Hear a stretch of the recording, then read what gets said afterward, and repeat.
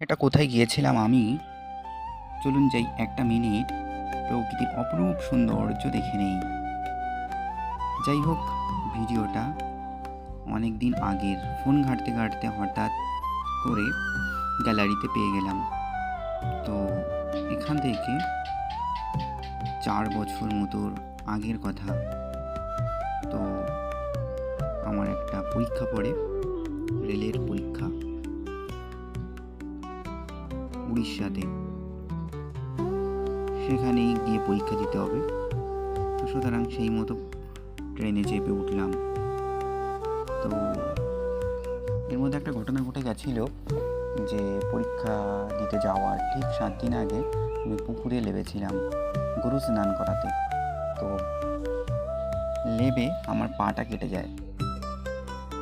শামুকে কাটে, অনেকটাই ডিপলিভাবে পা কাটে। তো এভাবে ডিপলি পা কাটলে অনেকটাই কষ্ট হয়, ব্যথা হয়, যন্ত্রণা হয়। সুতরাং আমারও সেটা হচ্ছিল। তো পরীক্ষা দিতে যাবই না ভেবেছিলাম, কারণ আমি ভালো করে হাঁটতে পারছিলাম না।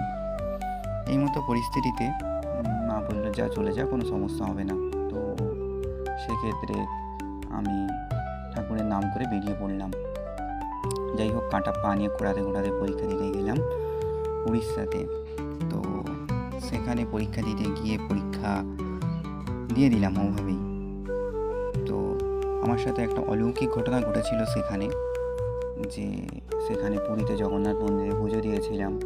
পুজো দেওয়ার পর রাতে ওখানে থেকেছিলাম। থেকে পরদিন সকালবেলাটায় উঠে সমুদ্রের জলে স্নান করতে নেমেছিলাম। নামার পর সেখানে আমার যে পায়ে কাঁটাটা ছিল, সেই কাঁটাটা অদ্ভুতভাবে কাঁটাটায় সমুদ্রের জল লাগার পরে অদ্ভুতভাবে কাঁটাটা কিছুটা ঠিক হয়ে গেল এবং একদিনের মধ্যে ব্যথাও কমে গেল। কি অদ্ভুত ভগবানের মহিমা! ভগবান যেটা চায় সেটাই হয়।